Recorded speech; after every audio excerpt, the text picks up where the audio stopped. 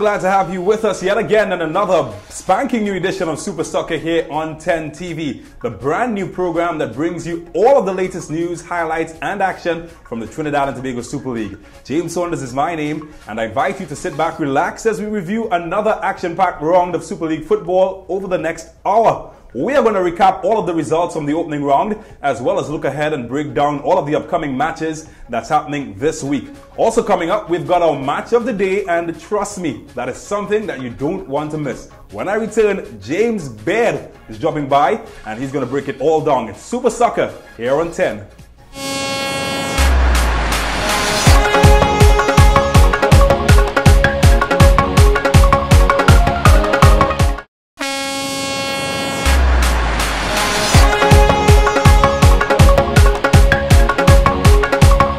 Thank you for sticking around with us. Round 2 is done and dusted. And yet again, we witnessed another pulsating 7 matches all over Trinidad and Tobago. Don't take my word for it. Let's jump right in.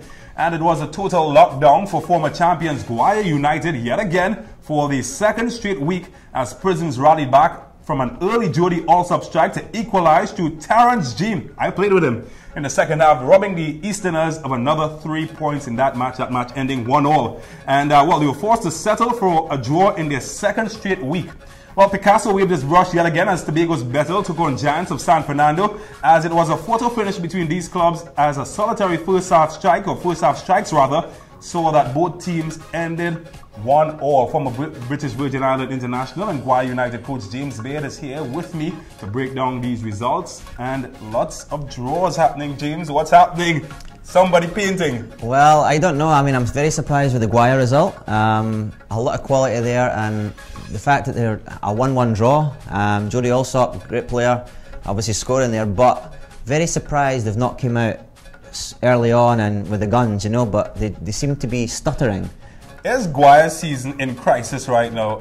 Former champions, 2 matches, no wins. You know, what's going on down there? Well, I know they changed their coach. I think Carlon Hughes is now coaching there, but I think we have to give him a bit of time. Obviously, Ron Lafora was there before, famous down there. 2 titles, I think. He had the team very regimented, but obviously Carlon was his assistant, so I mean it shouldn't be too much of a change.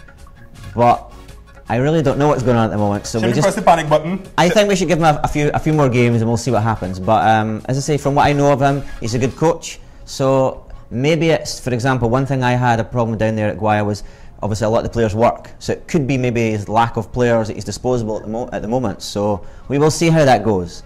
But I just hope they can find this win maybe next week and start the season off for them.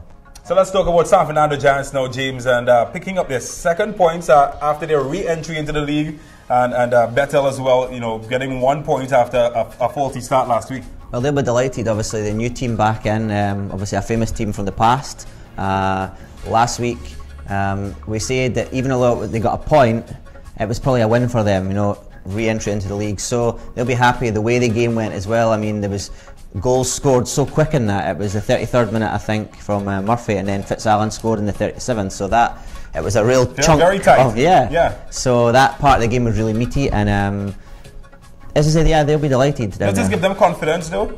Yes, it will. I mean, for example, the way the results went this week, there was some scalpings from the big teams, so they will now have that confidence now to go and say, well, you know what, we don't have to be scared of going against the bigger sides. And the fact, obviously, Bethel, they've been in the league a few years now, and from Tobago, but it was not an easy tie. So to get a point there, it's a good point. Do you think it's an unfair advantage, so to speak, for Bethel? Of course, they've got to play a lot of games away from Tobago. Is that working against them, you think? You could say, I suppose, the travelling over, although it's a small flight, you know. Boat lag, yeah. jet lag. But, and maybe, obviously, the transportation. So there's a little bit of a few hours maybe between travelling for them. But at the end of the day, like I said last week, it's 11 guys against 11 guys. I'm sure they're fed well on their way. So, I mean, psychologically, yes. Physically, maybe. But they're professionals. I mean, it's a Super League. They are professionals, so they should be able to handle it. Alright, so we're going to get some more results when we come back. We check out some more results. It's the Super Soccer Show on 10.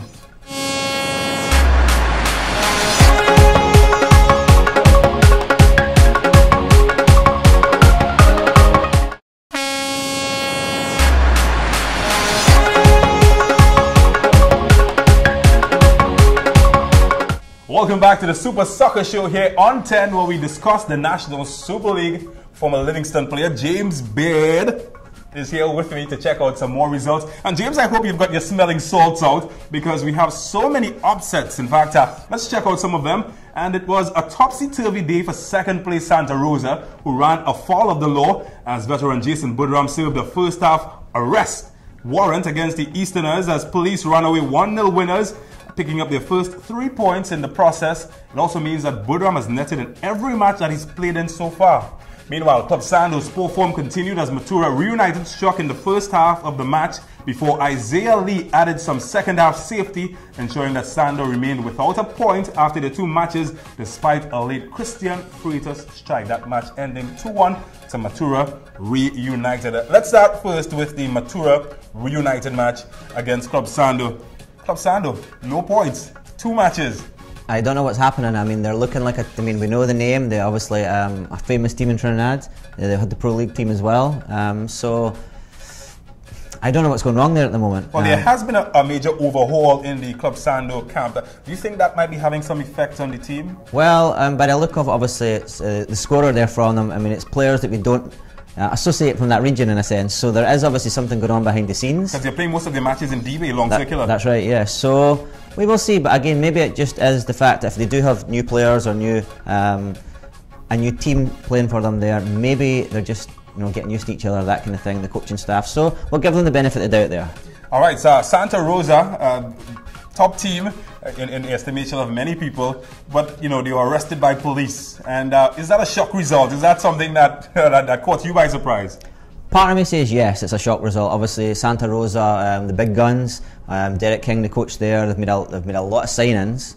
But we did say it last week about the police, how the lawmen tend to be one of those teams that they train together, they do everything together. So part of me says no, but I'm sure Derek King and obviously Keith Luke-Loy, his side, will be very disappointed because they will want to, get as far ahead early on. I mean, you look at the squad that Santa Rosa has. I mean, they've got the likes of Gorian Hiley on the bench. They've got the young winger out wide, Keishon Ciceran, yeah. And so many top players. How big of an impact is that for them, you think?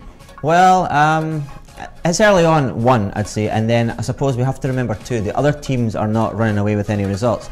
Guaya as well stuttered, we spoke about that, and so it's maybe not as big a result as we're seeing in terms of the longevity of the league, but we expect Santa Rosa to win at the end of the day. I mean, after last year, and as I say, the amount of changes that came in the playing staff, they should be winning that. Also, Jason Budram getting 2 goals in 2 matches. He's the man on fire at the moment. Experienced player. And he's been around a long time. I think he played maybe when I was playing here. I'm not 100%, but yeah, he has been. Yeah, he's scored a lot of goals. And again, credit to him and his team. Credit there. All right, so hopefully we won't have to get any more smelling salts as we check out some more results when we come back on the Super Soccer Show on 10. James.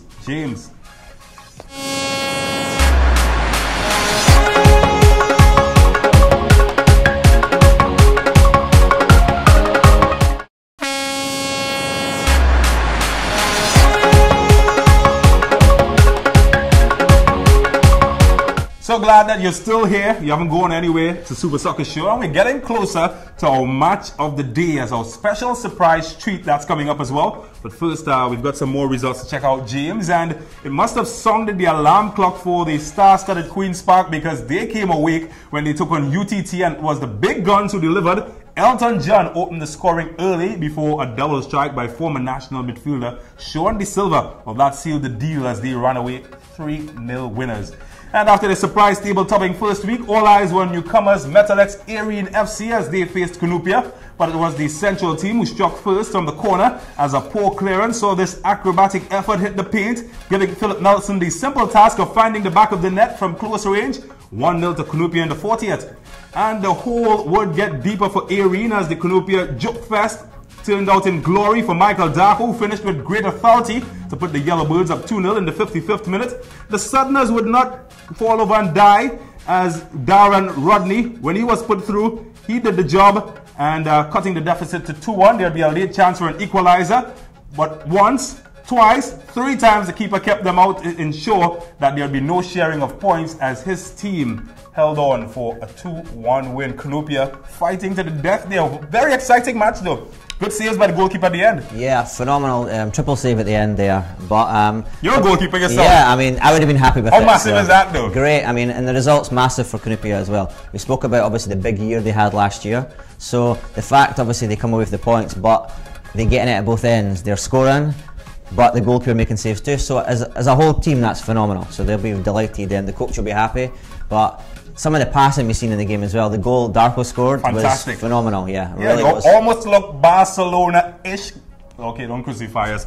but a joke fest as I termed it. Yeah, well, it's World Cup season and we're seeing a lot of great goals. So, I mean, the Super League really showing that they can live up to that as well. So, yeah. Certainly. Well, let's talk about Queen's Park though. Somebody must have put on the alarm clock because after that snoozy start last week, we're finally seeing some life from Queen's Park. 3-0. Well, after last week, I mean, we spoke about it on the show last week, how we were kind of disappointed with how things went, but Sean De Silva turned up today, big, 2 great goals, and obviously Elton John. Yeah. So the stars are showing up. As I say, the coach, I'm sure this week had a word with them.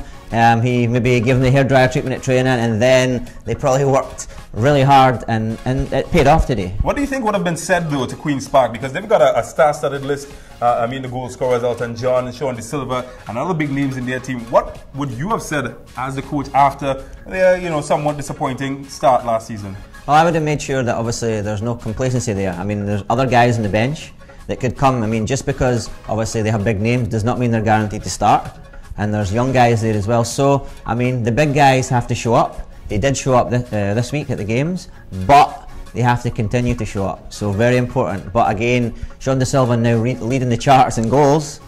And I kind of suspected that would happen this season. How far do you see Queen's Park going though? Is this a Queen's Park team that we're over flattering right now? Or is this a Queen's Park team that can really push the envelope and go all the way? I think they can go all the way. I mean, I think obviously we saw Santa Rosa stumbling. They will hope to come back. So, I mean, I think it will be a 3-horse race to an extent. Maybe 4, we'll see. But I think once Guaya get things sorted out there, hopefully they will come back. But definitely between Queen's Park and... Yes, well, that's right. The team that's stopping right now, that's going to be a fantastic result. Well, of course, the guru himself has spoken. When we come back, we've got the match of the day. Guess who called it? Not calling any names. James. It's the Super Soccer Show on 10.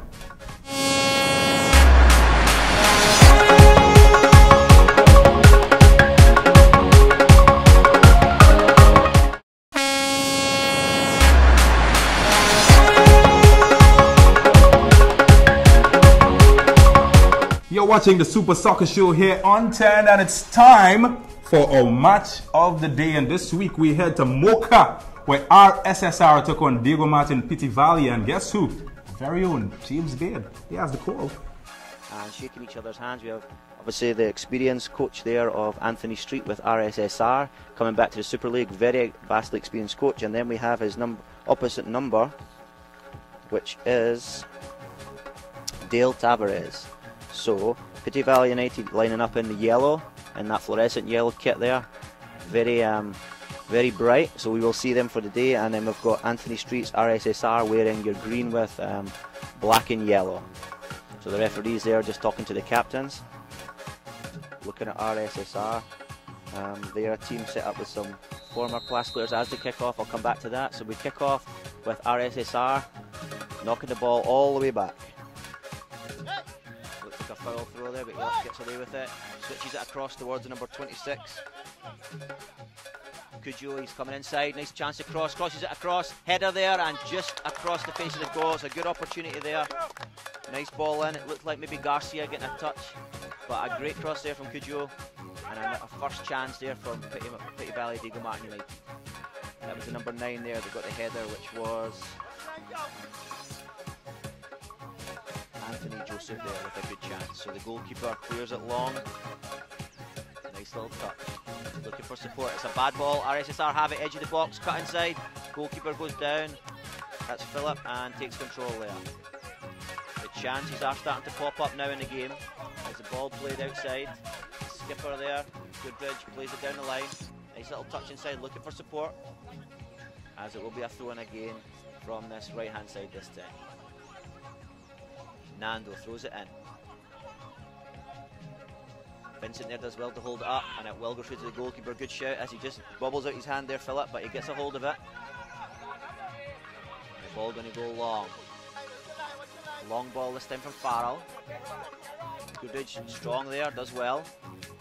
Ball inside, nice chance, ball towards Cujo. Cujo, will he get there first? And good defending this time from Nando. There's a chance now, RSR break. Chance from the right. Still sit, plays it centre, nice shot there, goalkeeper makes a save, second ball, and it's a goal, but it is an offside flag up there. The linesman does have a flag up.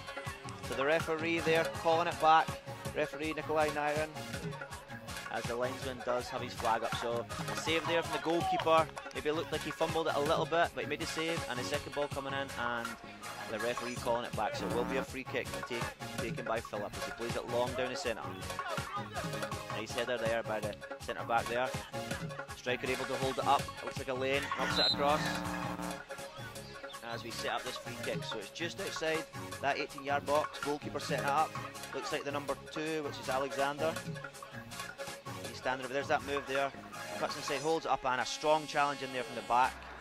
Could have maybe been a card there as the referee setting up that wall. So a chance now for RSSR from the edge of the box.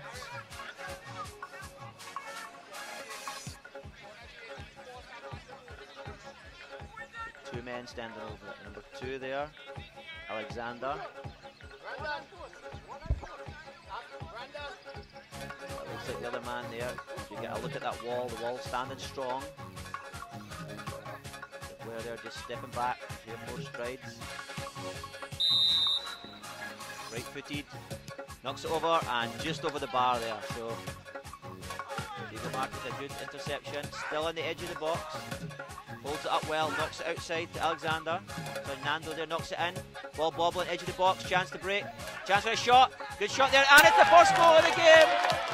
Wonderful goal there from the RSSR player, tipped his shoulder, the number 14. The number 14 for RSSR, which is Christopher Carmichael. Just double check there the number. A nice goal there from RSSR, and they'll be very happy to break the deadlock. Just under 7 minutes till half time. There's that ball there. Dips his shoulder past him. Fires it across left footed. Goalkeeper, no chance. Very good goal there from RSSR. Chance now to break down the right. Just not the best pass there. Oh, it's a bad ball by the captain there, and will it go in? And it's a goal. An own goal there. Looked like Goodridge played it back. His goalkeeper came out. They're winning 2-0 into the 9th minute of extra time as they take this throw in. Will they cross it? Crosses it into the box. It's a great ball in. Good defending. The ball to the back. Still playing. Still has it. Looking for support though. Can he cross it in? Petit Valley get back. They've got 2 men on him, but he gets through. Nice ball. Cuts it across, and it's a goal. The 3rd goal. Goalkeeper, no chance.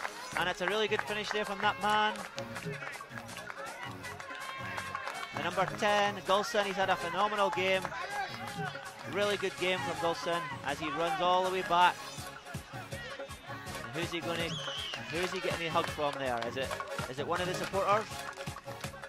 As we see that goal, it cuts it across. Great, does so well to keep it there as he cuts it across. Goalkeeper comes out, Wilson there at the back post and knocks it in. Wonderful finish there, plays it long, and there's that whistle. So there we have it, RSSR 3, Petit Valley Diego Martin United.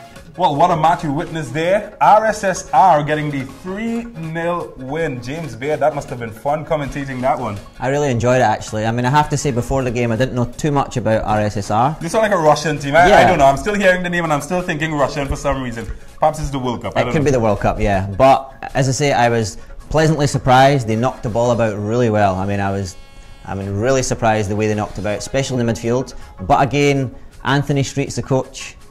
We probably should have expected it in a sense. Many people rate Anthony Street as one of the top coaches in the country. Is that an opinion that you share as well? I think he is. I mean, I think he's phenomenal at bringing through younger players and slotting them into teams, and he did it at St Anne's Rangers for so long, Superstar Rangers before.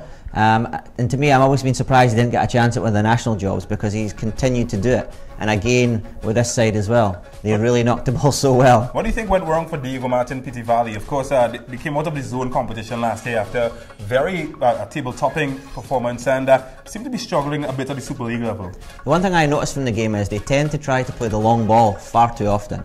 I mean, they have the experienced skipper there in Goodridge, a good friend and ex-teammate of mine, but they tried that long ball, and RSSR were able to pick their passes in the middle of the field, and it worked for them. And for Diego Martin, well, wrong tactics on the day as well. And I think they were probably surprised as well about what RSSR brought to the match.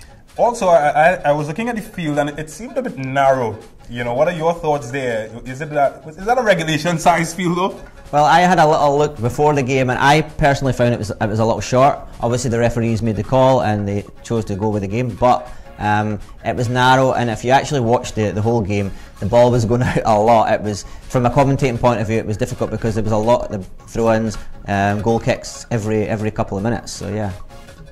Well, let's see what everybody lines up in the standings now, and all of our early leaders have wilted. It's now a four-way tie between Queen's Park, Matura, Cunupia and Police, goal difference being the only separator.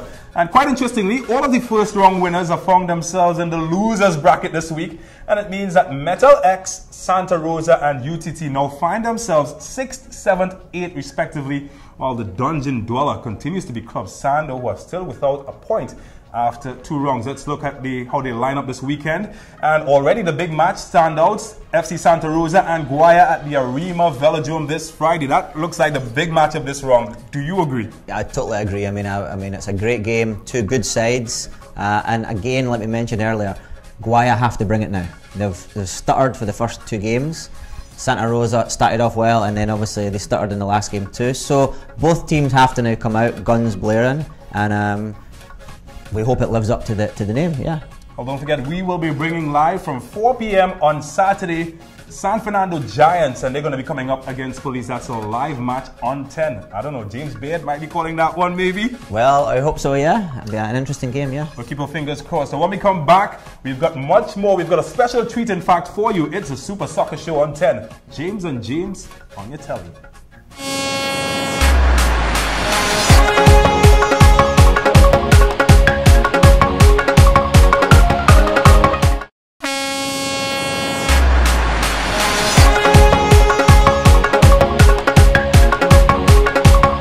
It's a Super Soccer Show here on 10. James and James and James. It is that time now where we get to, many people's favorite part, the challenge. I'm excited to see, of course, San Fernando Giants taking on Police, and we put them together in a skills challenge. What are you going for before the match? Who are you going to go on? Well, I think we've talked about San Fernando Giants coming back into the league and having a lot to prove, so let me go with them. Well, I'm going with Police because they should have expert marksmanship. Let's see how they fared in this challenge.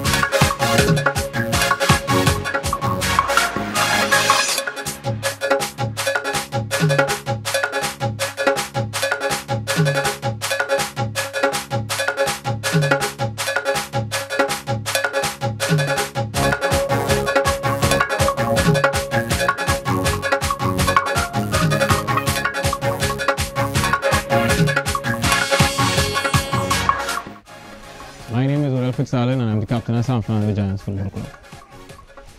Police FC, I understand that you all want to beat us. Last time in the FA, we got away. This time it won't be so easy. So come Saturday, 4 o'clock, we have something in store for you all. Good day everyone. My name is Dwayne Gonzalez, aka Gonzi. I am a player for the Super League Police team. I am a left back player. I'm also an attacking midfield player. And Sando Giants, this Saturday the 23rd, when we come, we are going to steal our 3 points. Santa Rosa was just the test, but we are the Police, and we are David versus Goliath. So we are coming to steal that 3 points because we are the police and we not only represent ourselves but Trinidad and Tobago. All national coaches, please watch, come out support because police is coming to set the precedence this Saturday, the 23rd, Man Ranjan Stadium. Have a good day. Well, if that's anything with this game to come this weekend, then I would have lost. You know, congratulations to Giants winning the challenge. Yeah, well, like I said, I mean, they have a lot to prove, and as I say, it's a bit of fun, but everybody wants to win, so I'm not surprised there. What do you think about these challenges, though? It really puts the skill of the players. Apart from what you see week in, week out during the matches, you actually see the actual skill set, accuracy being tested. Well, it's good because we don't get to see, for example, the players at training every week, so it's a little insight into how the players, you know, do things. So I think it's a great idea, actually. All right. So what's your prediction? I know you predicted Giants in the challenge. Are you sticking with them for the match this week? I think I'm going to have to change this day. I think I will You're go changing? with police. Yeah, I think I'll become a bandwagon, as they say in Trinidad, and I'm going to jump and say police for the actual game. Jason Budram perhaps getting a 3rd goal in 3 matches? Yeah, I mean, I would imagine that, or I think maybe not even him, but somebody in his team will find that victory. Yeah. Well, get out your smelling salts because I'm going for the upset. Giants, I'm supporting you. Don't forget that match is live here on 10 at 4 p.m. on Saturday. James Beard, he will have the call. So that's it for us. James and James. James, we're out? Yeah, we're out. World Cup's going on. Why are we still here? Well, let's go. Yeah, no, let's go.